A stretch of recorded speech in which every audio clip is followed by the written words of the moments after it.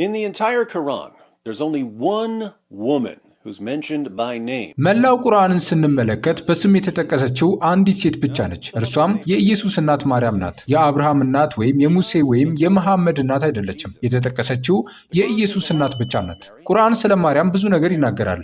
ስለ ወላጆቿ፣ ስለ አስተዳደጓ፣ ስለ ተአምራዊ እርግዝናዋና ስለ ልጇ ኢየሱስ መወለድ ይናገራል። በእርሷም ስም እንኳን የተሰየመ የቁርአን ምዕራፍ አለ፣ ሱራ መርየም የሚባል። ይህ ደግሞ አንድ አስፈላጊ ጥያቄን ያስነሳል። ማርያም ለምንድን ነው በቁርአን ውስጥ ልዩና የተመረጠች የሆነችው? መልሱን ለማግኘት ቁርአን ስለ ማርያም የሚናገረውን ነገር ሁሉ እናያለን። በዚህ ርዕሰ ጉዳይ ላይ ከመጀመሪያ ደረጃ ወደ ከፍተኛ የእውቀት ደረጃ በአንድ ቪዲዮ ውስጥ ወስዳችኋለሁ። ስለ ማርያም የሚናገሩትን ጥቅሶች ሁሉ አንመለከትም፣ ምክንያቱም ኢየሱስ የማርያም ልጅ ብለው የሚጠቅሱ በጣም ብዙ ቁጥሮች ስላሉ። ነገር ግን ኢየሱስ የማርያም ልጅ ከሚለው ሌላ ተጨማሪ ምንም ነገር ስለማይነግሩን እነሱን አናነባቸው። ነገር ግን በቁርአን ውስጥ ያሉትን እያንዳንዱ ጥቅሶች እናያለን፣ ምንም አይነት ተጨማሪ ነገርን የሚነግሩን ከሆነ። እነዚህንም በቅደም ተከተል እንደ ምዕራፍ አቀማመጣቸው እናነባቸዋለን። ከረጅሙ ጥቅስ ከሱራ 3 እንጀምር። የእውነት ያሳርፋል አገልግሎትን ገንዘባችሁን በመስጠትም ብትደግፉና አብሮነታችሁን ብታሳዩን ደስ ይለናል። አማራጮቹ እነዚህ ናቸው። በወደዳችሁት አብራችሁን እንድታገለግሉ በትህትና እንጠይቃለን። በአስተያየት መስጫው ላይ የመጀመሪያው ቦታ ላይ ያስቀመጥኩትን ሊንክ በመንካት የመጣችሁበትን ዓላማ አሳውቃችሁ በመጀመር አናግሩኝ። ይህንን አዳምጣችሁ ጨርሱ። ተባረኩ። ሱራ 3 ከቁጥር 33 እስከ 51። አላህ አደምን፣ ኑህንም፣ የኢብራሂምንም ቤተሰብ የኢምራንንም ቤተሰብ በዓለም ላይ መረጠ። ከፊሏ ከከፊሉ የሆነች ዝርያ አድርጎ መረጣት። አላህም ሰሚ አዋቂ ነው። አምላክ ሁለት ግለሰቦችን ማለትም አደምንና ኖህን እና ሁለት ቤተሰቦችን አብርሃምንና ኢምራንን መረጠ። ኢምራን የእንበረም እስላማዊ አጠራር ነው። የብሉይ ኪዳንን የዘር ሐረግ የምታውቁ ከሆነ እንበረም የአሮን የሙሴ እና የማርያም አባት ነው። ስለዚህ እዚህ የኢምራን ቤት ወይም የእንበረም ቤት አሮንን፣ ሙሴን፣ ማርያምን እና ዘሮቻቸውን እንደሚያመለክት ታስቡ ይሆናል። ግን አንፍጠን፣ ማንበባችንን እንቀጥል። የኢምራን ባለቤት ሐና ጌታዬ ሆይ እኔ በሆዴ ውስጥ ያለውን ጽንስ ከሥራ ነፃ የተደረገ ሲሆን ለአንተ ተሳልኩ፣ ከእኔም ተቀበል፣ አንተ ሰሚው አዋቂው ነህና ባለች ጊዜ አስታውስ። በወለደቻትም ጊዜ ጌታዬ ሆይ እኔ ሴት ሆና ወለድኳት፣ አላህም የወለደችውን አዋቂ ነው፣ ወንድም እንደ ሴት አይደለም። እኔም መርየም ብዬ ስም አወጣሁላት። እኔም እሷንም ዝርያዋንም ከተረገመው ሰይጣን በአንተ እጠብቃቸዋለሁ አለች። So, the wife of Imran, the wife of Amram, gives birth to a daughter and names her Mary. ስለዚህ የኢምራን ወይም የእንበረም ሚስት ሴት ልጅ ወለደች፣ ስሟንም ማርያም ብላ ጠራችው። ይህች ግን የኢየሱስ እናት ማርያም እንጂ የአሮንና የሙሴ እህት መርየም አይደለችም። የምታስታውሱት እንበረም ወይም በእስልምና አጠራር ኢምራን የአሮን የሙሴና የማርያም አባት ነው። ይህ አስገራሚ አይደል? በአረብኛ የሁለቱም ስም ማለትም የአሮንና የሙሴ እህትና የኢየሱስ እናት ማርያም ስማቸው በተመሳሳይ ማርያም ነው። ግን ወደዚያ ነጥብ በቅርቡ እንመለሳለን። በዚህ ቁርአን ክፍል ውስጥ ያሉት አብዛኛዎቹ ነገሮች የተገኙት በሁለተኛው ክፍለ ዘመን መገባደጃ ላይ ካለው የአዋልድ ስራ ነው። የያዕቆብ ፕሮቶ ኢቫንጀሊየም ከተሰኘው ከሁለተኛው ክፍለ ዘመን መገባደጃ ላይ ካለው የአዋልድ ስራ ነው። ምንባቡም እነሆም የጌታ መልአክ በአጠገቧ ቆሞ ሐና ሐና፣ ሐና የማርያም እናት ናት። ሐና ሐና፣ ጌታ ጸሎትሽን ሰምቷል። እናም ትጸንሻለች፣ ትወልጃለሽም፣ ዘርሽም በዓለም ሁሉ ይነገራል። ሐናም እንዲህ አለች፣ በሕያው አምላኬ እምላለሁ ወንድ ወይም ሴት በወለድኩ ጊዜ ለአምላኬ ለእግዚአብሔር ስጦታ አድርጌ አመጣዋለሁ። በሕይወቱ ዘመን ሁሉ በተቀደሰ ነገር ያገለግለዋል። ቁርአንም ይቀጥላል። ጌታዋም በደህና አቀባበል ተቀበላት፣ በመልካም አስተዳደግም አፋፋት። ዘከርያም አሳደጋት። ዘከርያም በእርሷ ላይ በምኩራባ በገባ ቁጥር እርሷ ዘንድ ሲሳይን አገኘ፣ ከእሷ ጋር ምግብን አገኘ። ይህ ለአንቺ ከየት ነው አላት። እርሱ ከአላህ ዘንድ ነው፣ አላህ ለሚሻው ሰው ሲሳዩን ያለ ድካም ይሰጣል አለችው። So, a man named Zechariah takes care of Mary. ስለዚህ ዘካርያስ የሚባል ሰው ማርያምን ይንከባከባት ነበር። ነገር ግን ወደ እርሷ ወደ መቅደስ በሄደ ጊዜ ከአምላክ ዘንድ የተሰጣትን ምግብ አግኝታ ነበር። በያዕቆብ ፕሮቶ ኢቫንጀሊየም ላይ እንደምናነበው ማርያምም በጌታ መቅደስ በዚያ እንደምትኖር እርግብ ሆና ነበረች። ከመልአክም እጅ መብልን ተቀበለች። እና ካህኑ ማን ነበር? ዘካርያስ። ወደ ቁርአን ስንመለስ እዚያ ዘንድ ዘከርያ ጌታውን ለመነ። ጌታዬ ሆይ ከአንተ ዘንድ መልካም ዘርን ለእኔ ስጠኝ፣ አንተ ጸሎትን ሰሚ ነህና አለ። እርሱም በጸሎት መድረሻው ክፍል ቆሞ ሲጸልይ መላእክት ጠራቸው። አላህ በየህያ ከአላህ በሆነ ቃል የሚያረጋግጥ ጌታም ድንግልም ከደጋጎቹ ነቢይም ሲሆን ያበስርሃል በማለት መላእክት ጠራቸው። ጌታዬ ሆይ እኔ እርጅና በእርግጥ የደረሰብኝ ሲሆን ባለቤቴም መሃን ስትሆን ለእኔ እንዴት ልጅ ይኖረኛል አለ። መልአኩም እንደዚሁ አላህ የሚሻውን ነገር ይሰራል አለው። ጌታዬ ሆይ ለእኔ ምልክት አድርግልኝ አለ። ምልክትህ 3 ቀን በጥቅሻ ቢሆን እንጂ ሰዎችን አለማናገርህ ነው። ጌታህም በብዙ አወሳ፣ በማታና በጠዋትም አወድሰው አለው። ከእነዚህ ውስጥ አንዳንዶቹ ሐሳቦች ከሉቃስ ወንጌል ጋር ተመሳሳይነት የሚታይባቸው ናቸው። ነገር ግን ይህ ክፍል ስለ መጥምቁ ዮሐንስ ነው የሚያወራው። ስለዚህ ስለ መጥምቁ ዮሐንስ በቁርአን ውስጥ ለሚል ውይይት እናስቀምጠዋለን።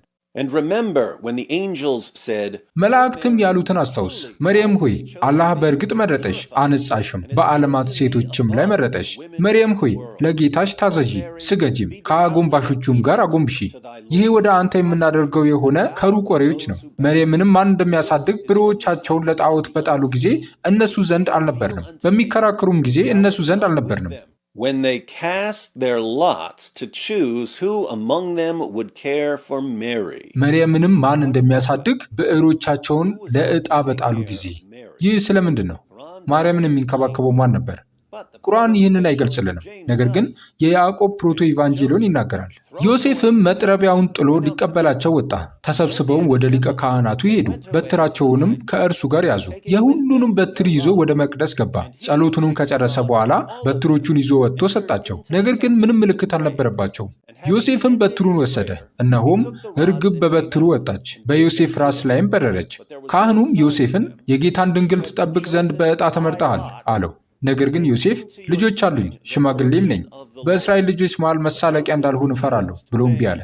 በመሆኑም ማርያም ካረገዘችበት ጊዜ አንስቶ ማን እንደሚንከባከባት ለማወቅ ዕጣ ተጣጣሉ። በያዕቆብ ፕሮቶ ኢቫንጀሊዮን ላይ እንደተጠቀሰው ማርያም ዘላለማዊ ድንግል ናት። በዕጣው መሰረት ዮሴፍ እንዲንከባከባት ተመርጧል። ምክንያቱም ደግሞ እርሱ ሽማግሌ ስለሆነና ጋብቻውን ለመፈጸም ፍላጎት ስላልነበረው ነው። ነገር ግን በዚያን ጊዜም ቢሆን ዮሴፍ ወጣት ሴት በማግባቱ በእስራኤል ሰዎች መካከል ሳቅ ይሆናል ብሎ ተጨነቀ። እስኪያስቡት ይህን አይነት ባህል፣ አንድ ሽማግሌ ወጣት ሴትን ሲያገባ በሕዝቡ መካከል መሳቂያ የሚያደርግ ባህል። ወደ ቁርአን እንመለስ። መላእክት ያሉትን አስታውስ። መርየም ሆይ አላህ ከእርሱ በሆነ ቃል ስሙ አልመሲህ ኢሳ የመርየም ልጅ በዚህ ዓለምና በመጨረሻውም ዓለም የተከበረ ባለሟሎችን በሆነ ልጅ ያበስርሻል። በሕፃንነቱና በከፈኒሳነቱ ሰዎችን ያነጋግራል፣ ከመልካሞቹም ነው አላት። Jesus is a word from God. Plenty of interesting stuff here, especially Jesus speaking to people while he's still a baby. ኢየሱስ ከአምላክ የመጣ ቃል ነው። ይህንን ስንመለከት ብዙ የሚስቡ ነገሮችን እናገኛለን። በተለይም ኢየሱስ ገና ሕፃን ሳለ ከሰዎች ጋር ሲነጋገር እንደነበረ እናያለን። ነገር ግን ያንን በጥልቀት በቁርአን ውስጥ ስለ ኢየሱስ በሚል ርዕስ እንወያይበታለን። ጌታዬ ሆይ ሰው ያልነካኝ ስሆን ለእኔ እንዴት ልጅ ይኖረኛል አለች። ነገሩ እንዳልሽው ነው። አላህ የሚሻውን ይፈጥራል። አንዳችን በሻ ጊዜ ለእርሱ ሁን ይለዋል፣ ወዲያውም ይሆናል አላት። This is hilarious when you realize that Mary raises the same objection that Allah raises in Surah 6. የሚገርመው ነገር ማርያም በሱራ 6 ላይ አላህ ያነሳውን ተቃውሞ በተመሳሳይ ሁኔታ እሷም እንዳነሳችው ነው የምንመለከተው። የሚገርመው ነገር ግን ማርያም ፍጹም የተለየ ምላሽ ማግኘቷ ነው። በሱራ 6 ቁጥር 101 ላይ አላህ ልጅ አለህ ለሚለው ጥያቄ ምላሽ ይሰጣል። እንዲህም ይላል፣ እርሱ ሰማያትንና ምድርን ያለ ብጤ ፈጣሪ ነው። ለእርሱ ሚስት የሌለችው ሲሆን እንዴት ለእርሱ ልጅ ይኖረዋል? ነገርንም ሁሉ ፈጠረ፣ እርሱም ነገሩን ሁሉ አዋቂ ነው። So the response here is, how can Allah have a son when he has no consort? ታዲያ እዚህ ላይ የሚሰጠው ምላሽ አላህ ሚስትና አጋር የሌለው ሆኖ ሳለ እንዴት ልጅ ይኖረዋል? እዚህ ጋር ያለው ግምት ምንድን ነው? ግምቱም ልጅ ለመውለድ እናትና አባት ያስፈልጋሉ የሚል ነው። ታዲያ አላህ ሚስት ስለሌለው ልጅ መውለድ ለሱ አይቻለውም። ማርያም ግን ተመሳሳይ ተቃውሞ ታነሳለች። ሰው ያልነካኝ ስሆን ሳለ እንዴት ልጅ ሊኖረኝ ይችላል? እና እዚህ ጋር ያለው ምላሽ ምንድን ነው? አላህ የፈለገውን ሁሉ ማድረግ ይችላል። ስለዚህ በአንደኛው የቁርአን ክፍል ውስጥ ያለ ሁለት ወላጅ ልጅ መውለድ ለአላህ እንኳን ቢሆን የማይቻል ነው። በሌላ የዚሁ የቁርአን ክፍል ውስጥ ደግሞ ያለ ሁለት ወላጅ ማለትም ያለ እናትና አባት ልጅን መስጠት ለአላህ ቀላል ነው። ይህ ደግሞ ለክርስቲያኖች በጣም ግራ የሚያጋባ ነገር ነው። ምክንያቱም ኢየሱስ የእግዚአብሔር ልጅ እንደሆነ ስናወራ ቁርአን ሁል ጊዜ እንደሚገምተው ስለ ባዮሎጂካል መራባት እየተናገርን አይደለም። The rest of this passage is about Jesus, but some of this is being said to Mary, so we'll finish reading. የቀረው የዚህ አንቀጽ ክፍል ስለ ኢየሱስ የሚናገር ነው። ነገር ግን አንዳንዱ ለማርያም የተነገረ ነው። ስለዚህ አንብበን እንጨርሰዋለን። ጽሕፈትንና ጥበብንም ተውራትንና ኢንጂልንም ያስተምረዋል፣ ወደ እስራኤልም ልጆች መልእክተኛ ያደርገዋል ይላልም። እኔ ከጌታዬ ዘንድ በተአምር ወደ እናንተ መጣሁ። እኔ ለእናንተ ከጭቃ እንደ ወፍ ቅርጽ እፈጥራለሁ፣ በእርሱም እተነፍስበታለሁ። በአላህም ፈቃድ ወፍ ይሆናል። በአላህም ፈቃድ እውር ሆኖ የተወለደን ለምጻምንም አድናለሁ፣ ሙታንንም አስነሳለሁ። የምትበሉትንና በቤታችሁ የምታደልቡትን ያሉትንም ሁሉ ነግራችኋለሁ። የምታምኑ እንደሆናችሁ ለእናንተ በዚህ ውስጥ በእርግጥ ተአምር አለበት። ከተውራትም ከእኔ በፊት ያለውን ያረጋገጥኩ ሲሆን የዚያንም በእናንተ ላይ እርም የተደረገውን ከፊል ለእናንተ እፈቅድ ዘንድ መጣኋችሁ። ከጌታችሁም በሆነ ተአምር መጣኋችሁ። አላህ ጌታዬና ጌታችሁ ነው፣ ስለዚህ ተገዙት። ይህ ቀጥተኛ መንገድ ነው አላቸው። This wraps up one of the two long passages about Mary in the Quran. Let's go through some short passages. ይህ በቁርአን ውስጥ ስለ ማርያም ከቀረቡት ሁለት ረጃጅም አንቀጾች አንዱን ይጠቅሳል። እስቲ አንዳንድ አጫጭር ቁጥሮችን እያየን እንለፍ። በሱራ 4 ላይ አይሁዶችን በተለያዩ ጥፋቶች የሚጠቅስ ክፍል አለ። ቁጥር 156 ማርያምን ይጠቅሳል። ከአውዱ ለመረዳት ጥቅሱን ከላይ ጀምረን እናነባዋለን።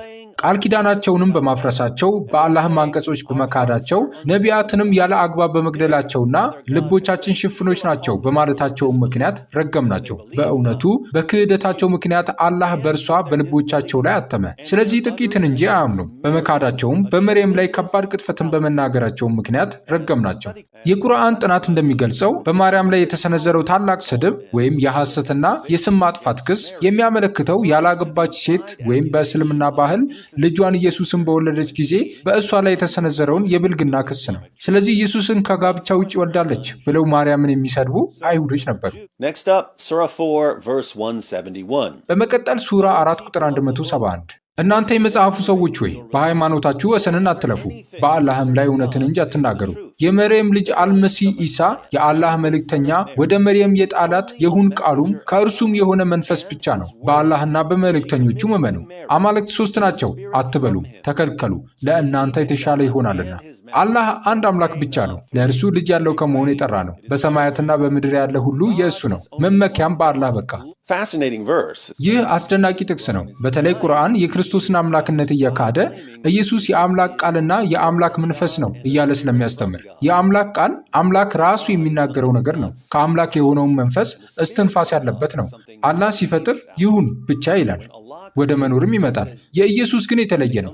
ኢየሱስ ከአላህ ውስጥ የመነጨ ነው። እዚህ ላይ ስለ ማርያም ያለው ብቸኛው ክፍል ኢየሱስ አላህ ለማርያም የሰጠው የአላህ ቃል ነው የሚለው ብቻ ነው ወይስ ይህ ክፍል ስለ ማርያም ሌላ የሚናገረው ነገር አለ?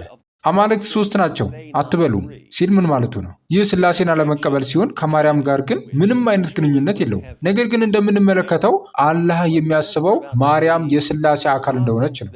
ሱራ 5 ቁጥር 17 እነዚያ አላህ እርሱ የመርየም ልጅ አልመሲህ ነው ያሉ በእርግጥ ካዱ።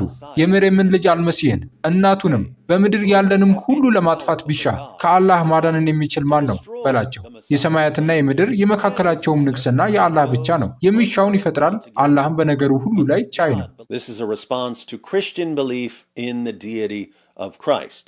If you believe Jesus is God, you're an unbeliever. ይህ በክርስቶስ አምላክነት ለሚያምኑ ክርስቲያኖች የተሰጠ ምላሽ ነው። ኢየሱስ አምላክ እንደሆነ ካመናችሁ አማኝ አይደላችሁ። እናም አላህ ኢየሱስና ማርያምን እንዲሁም በዓለም ላይ ያሉትን ሁሉ ለማጥፋት ስልጣን እንዳለው አመልክቷል። የመርየም ልጅ አልመሲህ ከበፊቶቹ መልእክተኞች በእርግጥ ያለፉ የሆነ መልእክተኛ እንጂ ሌላ አይደለም። እናቱም በጣም እውነተኛ ናት። ሁለቱም ምግብን የሚበሉ ነበሩ።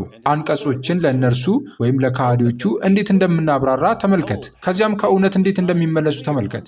እዚህ ላይ ማርያም እውነተኛ መሆኗንና ምግብ መብላቷን እንማራለን። አላህ የኢየሱስን ሰው የመሆን ትምህርት አይረዳውም። ስለዚህ ኢየሱስ መብል መብላቱን መጠቆም የክርስቶስን አምላክነት መቃወም ነው ብሎ ያስባል። አሁንም ደግሞ አላህ መርየም የስላሴ አካል እንደሆነች ስለሚያስብ ያንኑ ተመሳሳይ ተቃውሞ በእርሷ ላይ አቅርቧል። Surah 5, verse 110. አላህ በሚል ጊዜ አስታውስ፣ የመርየም ልጅ ኢሳ ሆይ በአንተና በእናትህ ላይ የዋልኩላችሁን ጸጋዬን አስታውስ። በሕፃንነትህና በከፈኒሳነትህ የበሰለ ሰው ሆነ ሰዎችን የምትናገር ስትሆን በቅዱስ መንፈስ በገብርኤል ባበረታሁ ጊዜ ጽሕፈትንና ጥበብንም ተውራትንና ኢንጅልንም ባስተማርኩ ጊዜ ከጭቃም የወፍ ቅርጽ ብጤ በፈቃዴ በምትሰራና በውስጧ በምትነፋ በፈቃዴም ወፍ በምትሆን ጊዜ እውርም ሆኖ የተወለደንና ለምጻምን በፈቃዴ በምታሽር ጊዜ ሙታንን በፈቃዴ ከመቃብራቸው በምታወጣ ጊዜ የእስራኤልንም ልጆች በተአምራት በመጣባቸውና ከእነሱ እነዚያ የካዱት ይህ ግልጽ ድግምት እንጂ ሌላ አይደለም ባሉ ጊዜ ሊገሉ ባሰቡብህ ጊዜ ከአንተ ላይ በከለከልኩልህም ጊዜ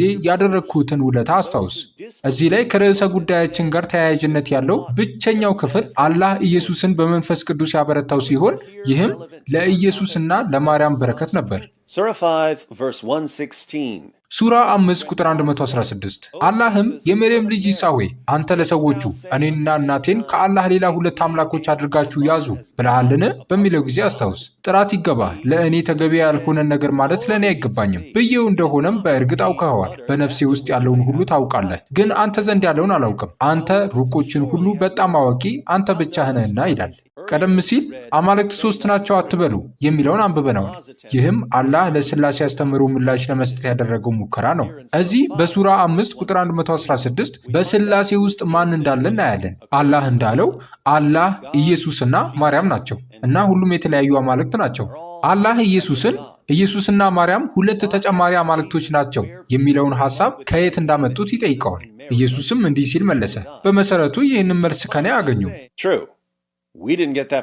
እውነት ነው፣ ይህንን ከማንም አላገኘ ነው፣ ምክንያቱም ይህ የሥላሴ ትምህርት ውስጥ ሆኖ አያውቅም። አሁን ደግሞ ሱራ 19 ከቁጥር 16 እስከ 36 ያለውን ሌላ ረጅም ጥቅስ እናያለን። በመጽሐፉ ውስጥ መርየምንም ከቤተሰቧ ወደ ምስራቃዊ ስፍራ በተለየች ጊዜ የሆነውን ታሪኳን አውሳ፣ መንፈሳችንንም ወይም ጂብሪልን ወደ እሷ ላክን፣ ለእርሷም ትክክለኛ ሰው ሆኖ ተመሰለላት።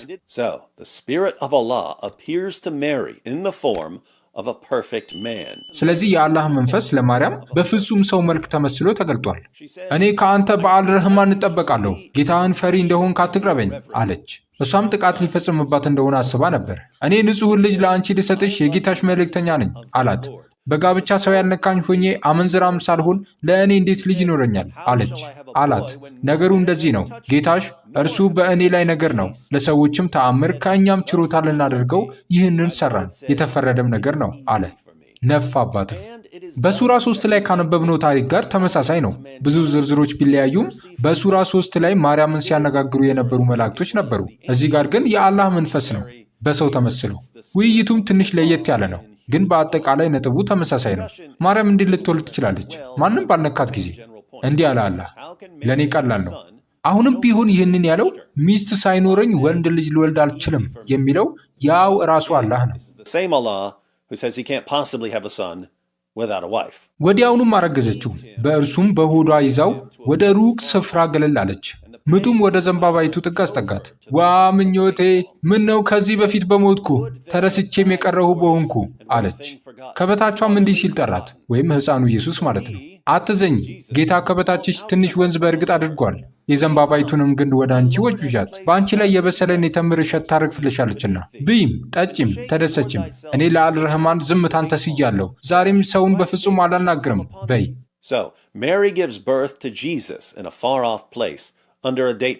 ስለዚህ ማርያም ኢየሱስን የወለደችው ርቆ በሚገኝ በዘንባባ ስር ነው። እናም አዲስ የተወለደው ኢየሱስ አምላክ ከእርሷ ጅረት በታች ውሃ እንዲፈስ እንዳደረገና ቴምር መብላት እንደምትችል አስታወቃት። ይህ ታሪክ የተወሰደው በ7ኛው መቶ ክፍለ ዘመን መጀመሪያ ላይ ከተጻፈው የሱዶ ማቴዎስ አዋልድ ወንጌል ነው። ጥቅሱን እንመልከት።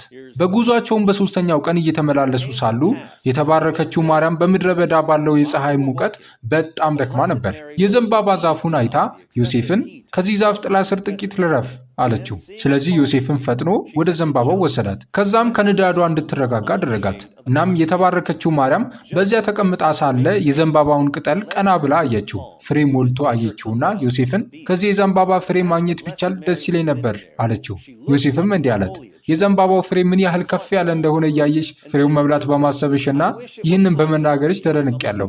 እኔ ስለ ውሃ ይበልጥ እያሰብኩ ነው። አሁን አቁማዳው ባዶ ሆኗልና ራሳችንንም ሆነ ከብቶቻችንን የምናድንበት ውሃ የለንምና።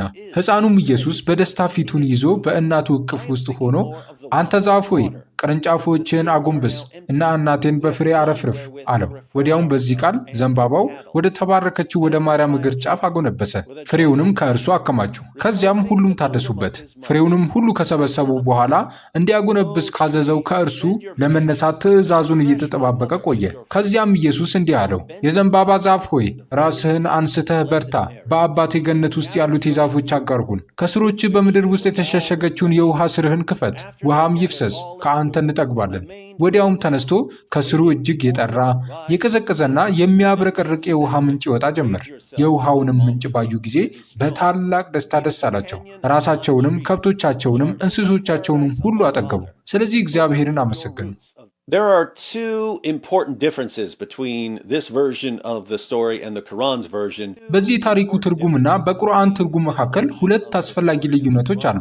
አንደኛ፣ በማቴዎስ ሱዶ ወንጌል ውስጥ ይህ የሆነው ሄሮድስ ሕፃናትን ሁሉ ለመግደል ከወሰነ በኋላና ማርያምና ዮሴፍ ወደ ግብፅ ከሸሹ በኋላ ነው። ወደ ዘንባባው የመጡት ወደ ግብፅ እየሄዱ በመንገዳቸው ላይ ነው። ቁርአን ላይ ግን ይህ የሆነው ኢየሱስ በተወለደበት ጊዜ አካባቢ ነው። ሁለተኛ፣ ቁርአን ዮሴፍን ከእነዚህ ታሪኮች ውስጥ ያስወግደዋል። በእነዚህ ስለ ማርያም የተነገሩ ጥቅሶች ላይ ስለ ዮሴፍ የተጠቀሰ ነገር የለም። ዩሱፍ ቁርአን በሚገለብጠው ታሪክ ውስጥ አካል ሆኖ ሳለ ቁርአን ዮሴፍን ለምን ያስወግደዋል? መሐመድ ሳይወለድ አባቱ ከመሞቱ ጋር ግንኙነት አለው ብዬ ገምታለሁ። ነገር ግን ስለ መሐመድ ስነ ልቦና ስንወያይ ይህንን የምንዳስሰው ይሆናል። Then she came with him unto her people, carrying him. በእርሱም የተሸከመችው ሆና ወደ ዘመዶቿ መጣች። መርየም ሆይ ከባድን ነገር በእርግጥ ሰራሽ አሏት። የሃሩን እህት ሆይ አባትሽ መጥፎ ሰው አልነበረም፣ እናትሽም አመንዝራ አልነበረችም አሏት። ይህንን ተመለከታችሁት? የሃሩን እህት ሆይ። ቁርአን ስለ ኢምራን ቤተሰብ እየተናገረ ነው። እርሱም የእንበረም እስላማዊ ቅጂ ነው። እንበረም የአሮን የሙሴና የማርያም አባት ነበር። ስለዚህ ማርያም የአሮን እህትና የኢምራን ልጅ ነበረች። በቁርአን ውስጥ የኢየሱስ እናት ማርያም የአሮን እህትና የኢምራን ልጅ ነች። ማርያምና መርየም በዕብራይስጥና በአረብኛ አንድ አይነት ስም በመሆናቸው ይህንን የሚመለከቱ አብዛኞቹ ሙስሊሞች ያልሆኑ ሰዎች የቁርአን ጸሐፊ የኢየሱስ እናት ማርያምና የአሮን እህት ማርያም አንድ አይነት ሰዎች ናቸው ብሎ እንደሚያስብ እርግጠኞች ናቸው። በሌላ አነጋገር መሐመድ አይሁዶች ማርያም ስለምትባል ሴት ሲናገሩ ሰምቷል። ክርስቲያኖችም እንደዛው ማርያም ስለምትባል ሴት ሲናገሩ ሰምቷል። እናም እነሱ ሁለቱም የሚናገሩት ስለ አንድ ሰው መስሎት ነበር። በዚሁ ምዕራፍ ላይ ቁጥር 53 አሮን የሙሴ ወንድም መሆኑን መግለጹ ይህንን ይደግፈዋል። ስለዚህ በአጠቃላይ ሙስሊሞች ያልሆኑ ሰዎች ይህ ስህተት እንደሆነ ያስባሉ። የቁርአኑ ደራሲ ክርስቲያኖች ከእግዚአብሔር ከኢየሱስና ከማርያም የተዋቀረ ሥላሴ ነው የሚያምኑት ብሎ ጽፏል። ሙስሊሞች ግን ይህ ስህተት ነው ብለው ማመን አይፈልጉም። ስለዚህ በቁርአን በጥናታዊው ጽሑፍ ላይ ማብራሪያውን እንመልከት። ማርያም የአሮን እህት ሆና መጠራቷ የሙሴ ወንድም የነቢዩ አሮን ባዮሎጂያዊ እህት መሆኗን ለማመልከት እንዳልሆነ ተንታኞች ይናገራሉ። ይህ በጊዜ ቅደም ተከተል ፈጽሞ የማይቻል ነገር ነው። ምንም እንኳን የማርያም አባት ስም ኢምራን ቢሆንም እንደ ነቢያት ሙሴና አሮን በእስልምና ትውፊት ነው። አንዳንድ አስተያየት ሰጪዎች አሮን የሚለው ስም በዚህ ዘመን በነበሩት አይሁዳውያን ዘንድ ጽድቅን የሚያመለክት በመሆኑ የአሮን እህት የሚለው የማዕረግ ስም ማርያም በጽድቅ እንደ አሮን መሆኗን ለማመልከት ታስቦ እንደነበር ይገልጻሉ። Another explanation is that the name Aaron was common among the Israelites. ሌላው ማብራሪያ ደግሞ አሮን የሚለው ስም በእስራኤላውያን ዘንድ የተለመደ እንደሆነ፣ ማርያም ደግሞ አሮን የሚባል ወንድም እንደነበራት ነው የሚገልጸው። በአብዛኞቹ ተንታኞች ዘንድ በጣም ሰፊ ተቀባይነት ያለው አመለካከት ደግሞ ማርያም የነቢዩ አሮን ዘር ነበረች የሚለው ሲሆን፣ የአሮን እህት የሚለው የማዕረግ ስም ደግሞ ክቡር የዘር ሐረጓን ለማመልከት ነው። Long story short, they have no idea why Mary, the mother of Jesus, is called the sister of Aaron and the daughter of Imran. So they made up a bunch of explanations. ረጅሙን ታሪክ ባጭሩ የኢየሱስ እናት ማርያም የአሮን እህትና የኢምራን ሴት ልጅ ተብላ የምትጠራው ለምን እንደሆነ ምንም የሚያውቁት ነገር ስለሌለ፣ ስለዚህ ብዙ ማብራሪያዎችን አዘጋጁ። Then she pointed to him. ወደ እርሱም ጠቀሰች። በአንቀልባ ያለን ሕፃን እንዴት እናናግራለን አሉ። ሕፃኑም ኢየሱስ አለ፣ እኔ የአላህ ባሪያ ነኝ።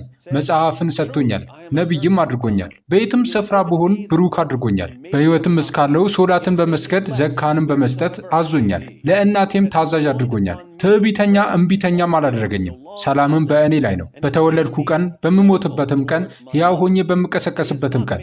ይህ የመርየም ልጅ ኢሳ ነው። ያ በእርሱ የሚጠራጠሩበት እውነተኛ ቃል ነው። ለአላህ ልጅን መያዝ አይገባውም። ከጉድለት ሁሉ ጠራ። ነገርን በሻ ጊዜ ለእርሱ የሚለው ሁን ነው፣ ወዲያውም ይሆናል። ኢሳ አለ፣ አላህም ጌታዬ ጌታችሁም ነውና ተገዙት። ይህ ቀጥተኛ መንገድ ነው። This material is about Jesus, but it's supposedly Jesus saying this to people who were accusing Mary. ይህ ጽሑፍ ስለ ኢየሱስ ነው። ነገር ግን ኢየሱስ ማርያምን ስለሚከሱ ሰዎች ይህን እንደተናገረ ይታሰባል። ይህ ደግሞ ስለ ማርያም የሚጠቅሰውን ሁለተኛውን ረጅም ጥቅስ ይጠቀልላል። ወደ 3 አጫጭር ጥቅሶች እንወርዳለን። ሱራ 21 ቁጥር 91 ያችን ብልቷን የጠበቀችውን በእርሷም ውስጥ ከመንፈሳችን የነፋንባትን እርሷንም ልጇንም እንደዚሁ ለዓለማት ተአምር ያደረግናትን መርየምን አስታውስ። አላህ በመርየም ውስጥ መንፈሱን እንዳነፈሰ ይናገራል። እርሷም ንጽሕናዋን ጠብቃለች። ፓልመር ቃል በቃል ትርጉሙን ሰጥቷል።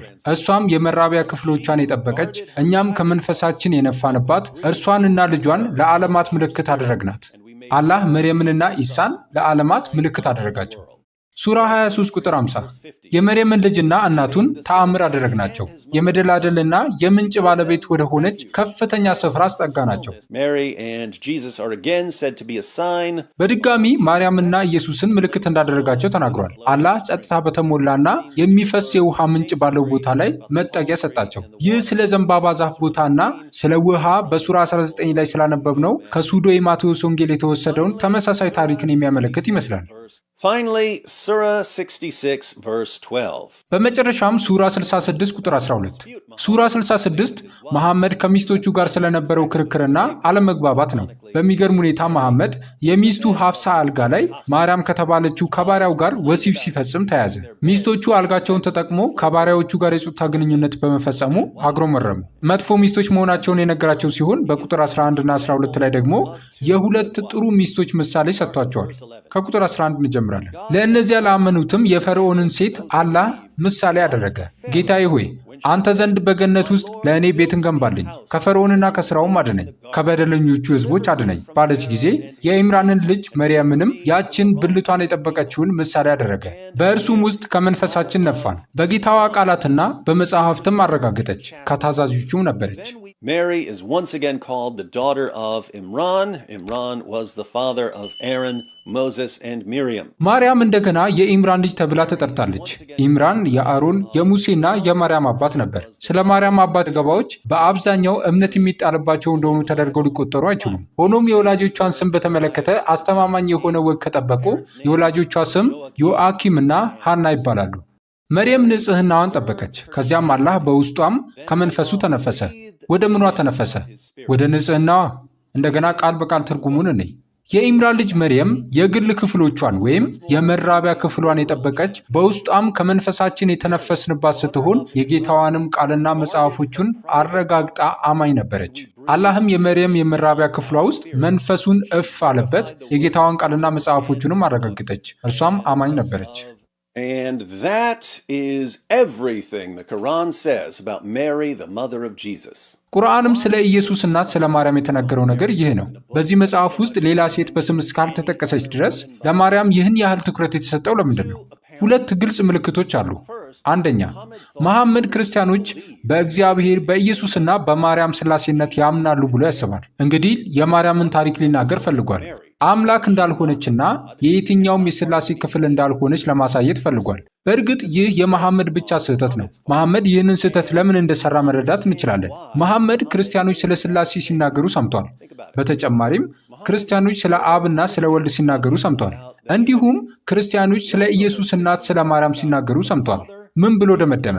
ሥላሴ ትንሽ ቤተሰብ ናቸው፣ አባት፣ እናትና ልጅ ናቸው የሚል ድምዳሜ ላይ ደርሷል። ለመሐመድ በጣም አዝናለሁ። ይህ በጭራሽ የሥላሴ ትምህርት አይደለም። ሁለተኛ፣ መሐመድ የሌሎችን ሃይማኖታዊ አስተምህሮ ወስዶ ወደ እስልምና በመቀየር አባዜ ተጠምዶ ነበር። ዛሬ በማስገደድ ሃይማኖትን ማስቀየር እንሰማለን። እናም በእስልምና እምነት ውስጥ በግዳጅ ስለመቀየር እናነባለን። ነገር ግን መሐመድ የዘመኑን ሰዎች ወደ እስልምና እንዲለወጡ በማስገደድ ብቻ አልረካም።